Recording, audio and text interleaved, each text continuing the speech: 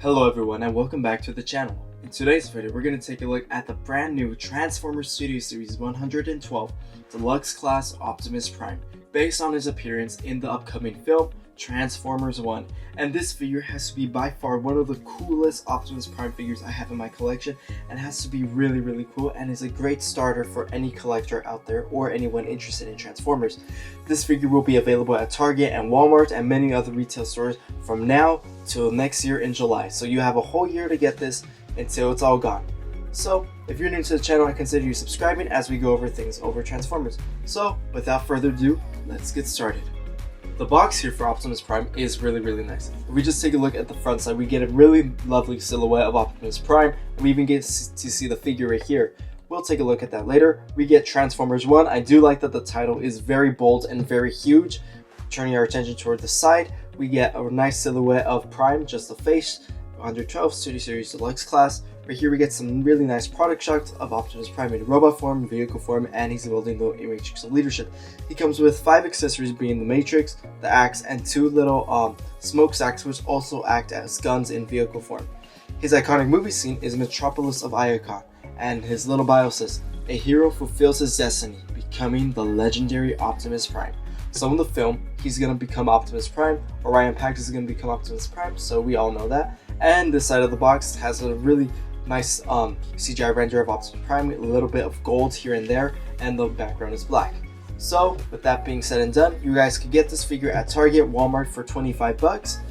And it's going to be throughout this entire year, from this month that we're recording and until July of 2025.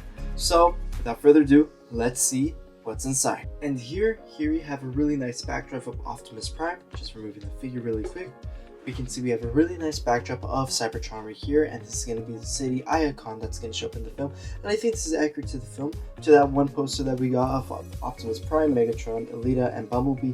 We see like the city around the back, so I think this is accurate, and it looks very Transformers 1 inspired.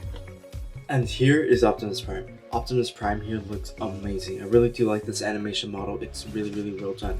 I really do like how it gives me a vibe of G1, a little bit of vibe of the Gamer Edition, and a little bit of vibe of Bayverse and the new Nightverse. I really do like this figure. He does come packaged with 5 accessories, one being that battle axe, which looks really well, and it's sculpted really nice. We'll touch base on that later. He has 2 smokestacks, which also act as pistols in vehicle mode, or you could attach on the arm if you want a little minigun. And at the back we have a little jetpack region. I don't have the jetpack attached because it's kind of a hassle just to do so, but overall this figure has a lot of detail. Even the waist plate moves a lot. I do like how the head looks like. It really matches the whole animation vibe that they're going for this film, so overall it looks really cool. I really do like how the shins look like. We have the silver going along the shins, and it looks really nice. I love all the sculpt work going on through the legs, and we really do get that G1 vibe with it. I really do like how clean it looks. We don't get any of the wheels popping out similar to the Earthrise or Bayverse Prime. I really do like it's really clean. I do like the foot design. It gives me a lot of G1 vibes, and even the new Commander class Optimus Prime has this type of design on it, so it looks really cool. I do like the yellow on the feet that once transformed become the tail lights of the vehicle mode, so that's really cool. And I also do like this little gimmick that he opens the chest and it reveals the Matrix of Leadership. And I do like that this Matrix is a new sculpt. This Matrix is transparent, and it's not any borrowed components from the previous Gamer Edition nor the Studio Series War for Cybertron or Optimus Prime or Rodimus or any of those characters' matrices. So overall this character is really well done, and even the details on the arms look really nice, as well as the waist region. Even from the side profile, it looks really great. It looks like he has a backpack, but overall this is mainly to be his jetpack. But once we lift it, we have some really nice details on the interior, which look really lovely. So overall this figure has a lot of detail, and it's more than meets the eye. This figure has a lot of range of motion, which I'll demonstrate right now. His head is on a ball joint, so he can look very far up. He could move side to side, do a full 360, and tilt his head and not up and down. The reason he does go all the way up is because of the transformation. He does have a butterfly joint at the arm, so he can recreate the whole scene where he grabs the Matrix. He has a mushroom peg right here, so he can swivel around. Has a hinge stream right here, so overall he has a lot of range of motion at the arms. He does have a bicep joint, so he can move that around, and he does have an elbow joint as well. He does have range of motion at the wrist. So yeah, overall this is the perfect articulated deluxe in 2024 so far. I really do like how articulated he is. The wrist rotation is something that is lacking in multiple deluxes, but I'm so glad they have it here. And he does have wrist rotation, mostly due to transformation, but it still works. He does have his legs on ball joint, so he could move it up to this far, back to that far, front to this far, and he can move it around. He does have thigh rotation, so which that is cool, and he does have past 90-degree bend at the leg. He does have ankle pivot, so it's really cool, and I do like the angle that they did it. Like, you can't really tell that it's getting cut off. It still looks cool, even though if you look, it's getting cut off on the back, but overall, no one's going to be really looking at the figure from the back, mostly in the front, and I feel like they did this a really good job and they nailed his animation model. So overall, the figure's articulation and details are amazing. I do recommend it. I did want to show you very briefly how to attach the matrix. You just simply remove the matrix and you just make use of the butterfly joints and just move it around like so. And there are 2 slots on the arms and there are 2 tabs on the little matrix. So if we just take a look at the matrix here, it is sculpted in like transparent plastic, but you could just attach it onto the arms right here on the hands. I think you should slide it upward right here. You just attach it right there, and then you attach it on the other side as well. But overall, you're supposed to attach it on both sides. And then we get Prime in this really cool dynamic pose where he's holding the matrix, and he shows that he has the touch and he has the power to wield the matrix. For some size comparisons, here I bring in the Studio Series Gamer Edition Optimus Prime, and the Gamer Edition to Optimus Prime figure is bigger, as this is a Voyager and this is a Deluxe, but overall this is a small Voyager and this is a very large Deluxe. I do like how the TF1 takes inspiration from the games, such as the head sculpt and kind of the shoulder area a little bit, but it also takes inspiration from Transformers Prime, so that is a really cool detail. Here I brought in the Studio Series Optimus Prime, the best mold that there is. And Optimus Prime to TF1 Optimus Prime. Personally, I kind of like the TF1 Optimus Prime. I prefer this one, but I really do like it. It's really, really well done, and I do like how both of them are sculpted well, and they depict the character really, really well. And here we have the Earthrise / Kingdom Optimus Prime. And we can see, this Optimus Prime costed me $50, and this one literally costed me $25. And honestly, I kind of prefer this one, not just because of the price point, but because this figure just feels so much better and newer. But overall, not to take any credit from this one is great in its own ways, but soon it's going to be replaced by my Commander class Optimus Prime later this year. And here we have Hot Rod. Hot Rod being a Voyager class in the Deluxe scale, and Optimus Prime being a Deluxe class in kind of like wanting to be a Voyager scale. We could see that Hot Rod to Optimus Prime, both figures look fantastic and both have the touch and the power. Now I wanted to bring in the Studio Series 86 Ironhide because look, this is a Voyager that costs $35 and this is the Deluxe that costs $25, and we could see that this Deluxe is very large compared to this, and honestly is a little bit taller than Ironhide or eye to eye with this figure, but overall this is worth your buck more than any other Voyager or later class Optimus Prime there is. And no Optimus Prime review would be complete without his antagonist Megatron, and I do like how they showed Megatron in the Transformers 1 film where they start out as friends and then they become enemies at the end. But overall, we don't have a TF1 Megatron at the moment. Overall, the Bumblebee version makes a great substitute and looks epic with this figure. Now I want to show you how to transform this guy. The transformation for this figure is simple and yet kind of unique and kind of lazily done, but I do like it. So without further ado, let's get started with the transformation.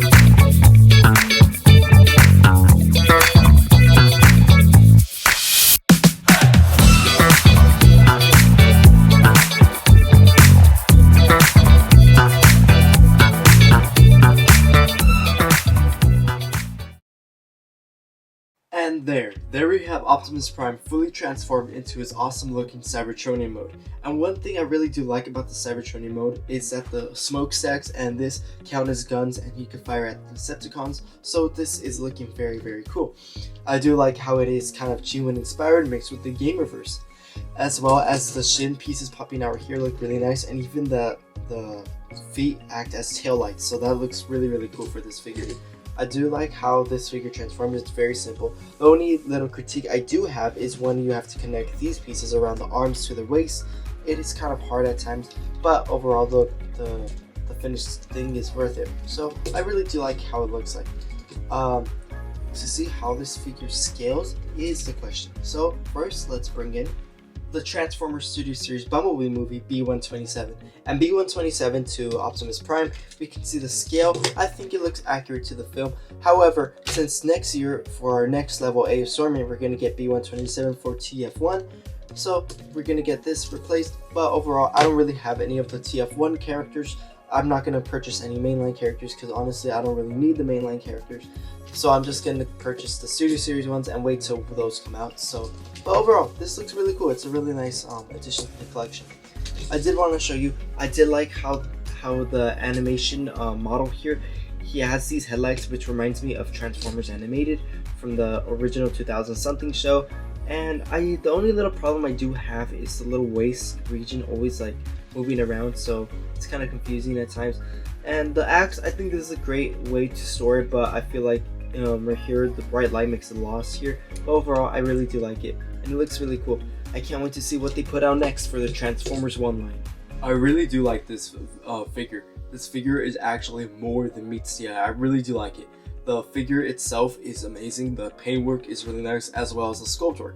I do like the head sculpt. It looks really Gamer Edition inspired, also a mixture of G1. And I do like how we have some animation vibes, have some Nightverse vibes, and have some Bayverse vibes all mixed together. This is practically the perfect Optimus Prime if you combine all the elements from every single continuity. I really do like this character. The only problem I do have is the waist joint moving a lot and possibly attaching the arms during transformation, but overall it's really great. And I don't like the hollowness or the problem with the accessory not wanting to attach at times, but overall a really great figure. I do like the axe accessory. It's a really cool addition. Like the axe looks really cool. I do like it's in transparent plastic. It gives me this Energon vibe. And I do like the Matrix of Leadership. The mechanic, how they made him hold it with both hands, looks really cool. Not even the Kingdom / Earthrise version could hold the Matrix, but this one certainly has a touch and has the power to hold the Matrix, and this character is really more than meets the eye. So that about concludes my video. Thank you for watching. Please subscribe, leave a comment, and until my next review, I'll see you then. Transform and roll out.